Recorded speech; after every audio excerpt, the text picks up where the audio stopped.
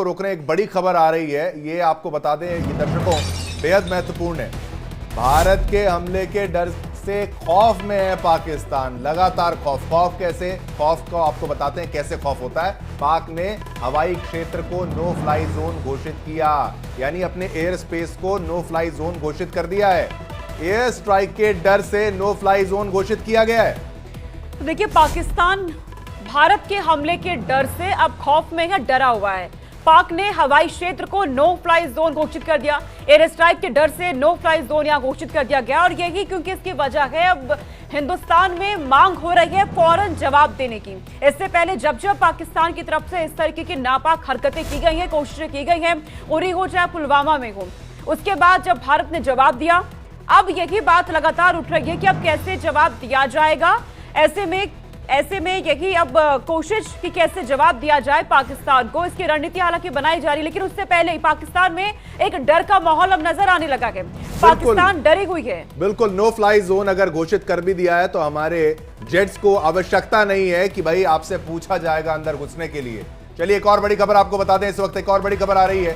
PM Modi के जंगी ऐलान के बीच नेवी का कड़ा संदेश आया है।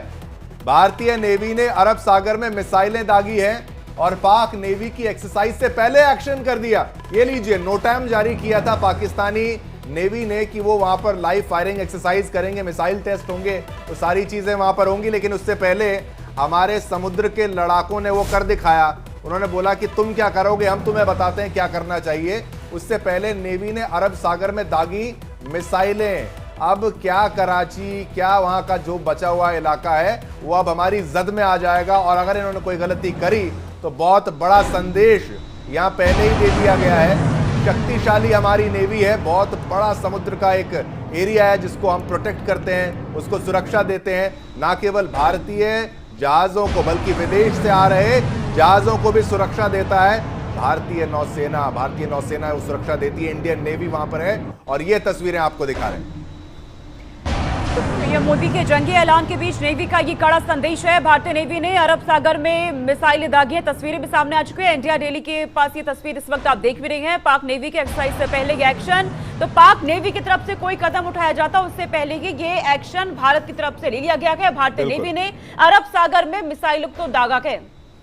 ये एक तरीके से ये संदेश है कि भाई अब तुम कुछ भी करोगे तो बस हमें इस मिसाइल का डायरेक्शन चेंज करना है बस। और इस खबर पर प्रशांत हमारे साथ यहां जुड़ चुके हैं। प्रशांत, बड़ी खबर सामने आ रही है, पाक नेवी से पहले की यहां पर देखिए भारतीय नेवी ने एक बड़ा एक्शन ले लिया गया। जी बिल्कुल, बहुत बड़ी खबर है ये। आईएनएस सूरत ने आज, अब बता दूं मैं, आईएनएस सूरत पूरा स्वदेशी युद्धक जहाज है भारतीय नेवी का, उसने ये इंटेलिजेंस गाइडेड मिसाइल को लॉन्च किया है। और ये निशाने पर बिल्कुल जो निशाना इसको दिया गया था, एक्यूरेट उसी निशाने पर ये मिसाइल जाके हिट हुई है। तो कह सकते हैं ये सफलतापूर्वक भारतीय नेवी ने इसे और एग्जैक्ट टारगेट पे वो जाके हिट हुई है।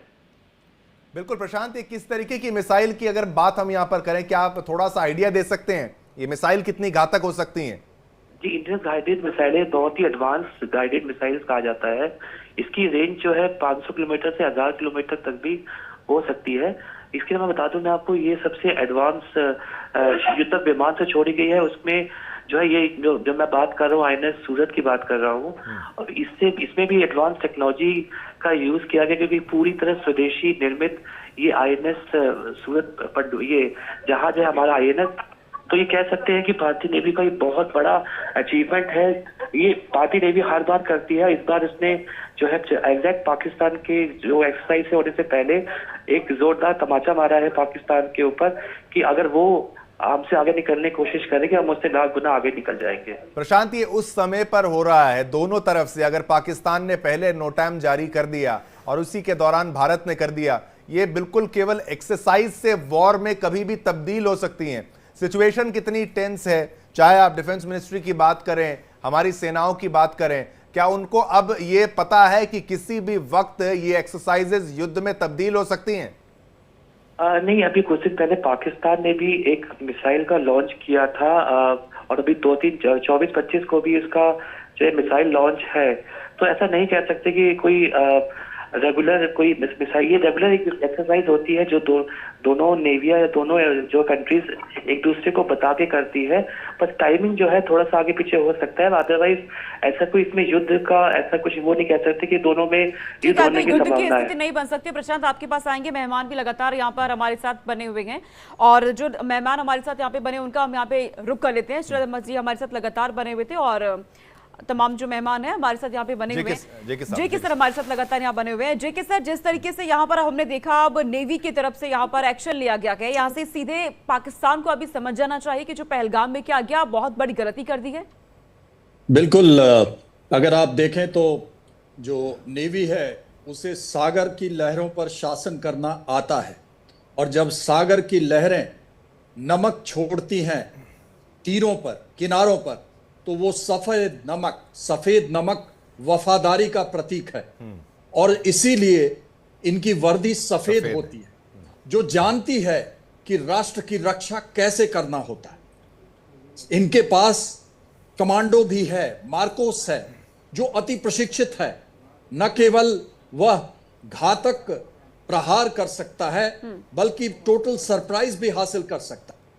एक तरफ मिसाइल परीक्षण, मैं कह रहा हूं एक बात जेके साहब, कर्नल साहब, ये मैं कहूं कि हमारे समुद्र के मगरमच्छ, मार्कोस को मगरमच्छ भी कहा जाता है समुद्र का, ये नमकीन पानी में वो करके दिखा देते हैं कि दुनिया की कोई भी ताकत इनसे बेहतर नहीं है। यूएस मरीन्स को भी नहीं माना जाता कि मार्कोस का मुकाबला कोई कर सकता है। सबसे ज्यादा ट्रेंड दाढ़ी वाली फौज जिसको कहा जाता है, केवल फौज में दाढ़ी रखने की अनुमति नहीं होती है लेकिन इन्हीं को अनुमति है। ये उतने खतरनाक होते हैं, जरा थोड़ा सा बताते हुए, थोड़ा सा डर जाए पाकिस्तान में, उन्हें समझ में तो आए आगे क्या होने वाला है। बहुत तरह का घातक प्रहार कर सकता है मार्कोस अपने आप में बहुत सक्षम है और मार्कोस का प्रहार अन्य जगहों पर भी देखा गया है। कभी इनके अंश आपने कश्मीर की वादियों में भी देखा होगा, कभी इनका प्रहार आपने एनएसजी के साथ भी मुंबई अटैक के समय भी देखा होगा। मुझे भी व्यक्तिगत तौर पर मार्कोस के साथ काम करने का मौका मिला है, इसलिए मैं जानता हूं कि उन्हें तैयार करने में कितना लोहा, कितना फौलाद लगता है। बिल्कुल। और इसीलिए अगर आप पूरे पार्श्व को देखें, 3 अंश मैं यहाँ पे हाईलाइट करना चाहूंगा। माननीय प्रधानमंत्री जी को आपने सुना, उन्होंने कहा है कि साजिश रचने वालों को भी और उनकी कल्पना से बड़ी सजा मिलेगी। वहीं आपने माननीय रक्षा मंत्री महोदय ने कहा बहुत जोरदार, बहुत जल्दी कुछ होने वाला है। वहीं कल आपने गृह मंत्री महोदय को देखा, कुछ लोग शब्दों से बोलते हैं और कुछ लोग मौन का भी बहुत अच्छे तरीके से इस्तेमाल करते हैं।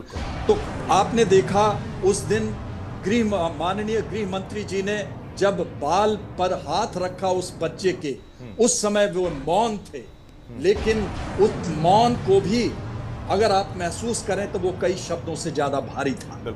तो ये गर्जना थी राष्ट्र की और समय आ गया है एक गोली का 100 गोली से जवाब देने का। बिल्कुल, एक्शन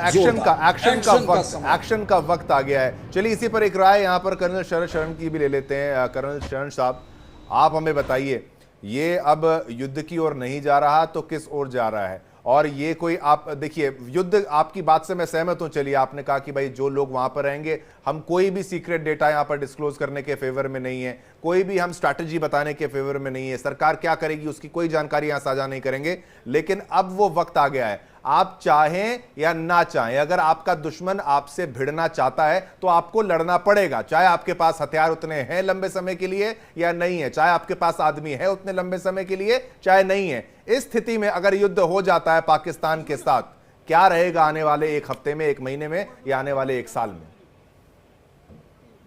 देखिए, एक चीज बिल्कुल क्लियर कर दूं कि ये जो साइंस है, टर्टल साइंस, ये कहीं से भी युद्ध के निशान नहीं है।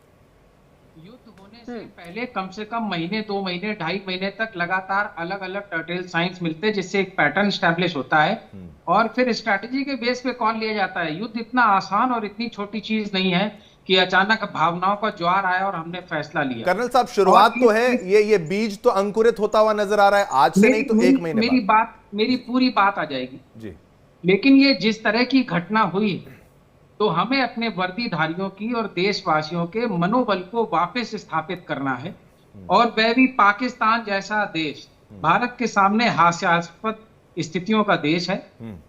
एक घटना होगी, उसके बारे में कोई निशान, कोई चर्चा, कोई बातचीत किसी भी तरीके से किसी को नहीं मिलेगी। मैं इस पे पूरा यकीन रखता हूं। घटना होने के बाद अचानक मीडिया में आपको सब जगह मिलेगा कि इस तरीके से बदला लिया गया है और वर्दी इसी तरह से काम करती है और बहुत से छोटे में बहुत बड़ा कुछ करने को मिल जाएगा। युद्ध की आप जो विभीषणता है उसको झेलने की पाकिस्तान में ताकत नहीं है। युद्ध को तो आप अभी रहने दीजिए, उसकी जरूरत तक नहीं है, वो झेल ही नहीं सकते। मैं इसको यहीं पे रखना चाहूंगा। युद्ध झेलने की ताकत पाकिस्तान में सजा मिलेगी नहीं है, इसके बावजूद की काराना हरकत की गई है। मैं आपके पास लौटती हूँ शरद जी, हमारी सहयोगी किरण लगातार यहाँ पे बनी हुई है। किरण, ये जो गर्जना है मिसाइल की, भारतीय नेवी ने जो मिसाइल दागी, ये गर्जना ये बता रही है पाकिस्तान को कि अब तक आपके आतंकियों ने जो हमले किए उसमें देश के जवान जाते थे, शहीद हो रहे हैं, सुरक्षा बलों पे आपने हमले किए हैं, वहाँ के जो जम्मू कश्मीर में कर्मचारी हैं जो काम कर रहे हैं, लोग भावुक होते थे। लेकिन ये जो हमला हुआ है, आपने आम लोगों पर हमला करा जो अब तक हुआ नहीं। अपनी तरीके में पहली बार इस तरीके से कोई हमला हुआ के लोगों के ऊपर। ये गर्जना बता रही है कि आपको ये तो नहीं करना चाहिए था। करना चाहिए था और इसी का नतीजा भुगतने के लिए पाकिस्तान तैयार हो जाए और कहीं ना कहीं पाकिस्तान को ये एक एहसास जो है वो होने लगा है। लेकिन इन सब के बीच में आपको ये हम बता दें कि देखिए, जहां पूरी तरह से विदेशों से जो है हमें सपोर्ट मिल रहा है, लेकिन उसके बाद भी हमें देश के अंदर से कई ऐसे पॉलिटिकल पार्टीज के प्रमुख हैं, उनकी तरफ से सपोर्ट मिलता हुआ दिखाई नहीं दे रहा है। आपको बता दें, आपसे कुछ देर पहले जो है अखिलेश यादव जो कि समाजवादी पार्टी के प्रमुख है सोनिका, उनकी तरफ से पत्रकारों से बात करते हुए ये बात सामने आई है कि वो ये कह रहे हैं, देखिए प्रधानमंत्री ने जो कहा वो बात बिहार की धरती से, वो हम उसके लिए तैयार है, हम बिल्कुल सपोर्ट करने के लिए तैयार है, हम प्रधानमंत्री के साथ है, हम सरकार के साथ में है, जो भी आतंकवादी के खिलाफ युद्ध होना है वो युद्ध के लिए हम सब तैयार हैं। लेकिन उन्होंने साथ में यह भी जोड़ा कि इसका राजनीतिक लाभ लेने की कोशिश ना की जाए। आप समझ सकते हैं कि बिहार में आने वाले दिनों में चुनाव है, ऐसे में प्रधानमंत्री ने बिहार की धरती पर से जब ये गर्जना की तो उन्होंने इसको राजनीति से जोड़ करके रख दिया और ये कहा कि देखिए सर्वदलीय बैठक में, क्योंकि सर्वदलीय बैठक में वो खुद भी शामिल होंगे अखिलेश यादव, और वो जब बैठक में शामिल होंगे तो उन्होंने कहा वहां हम इन तमाम बातों को रखेंगे क्योंकि ये भारत की बात है, भारत के आबरू की भी बात है, क्योंकि वहां की सरजमी पर वहीं के लोगों का खून ये जो है फैलाया गया है। इसीलिए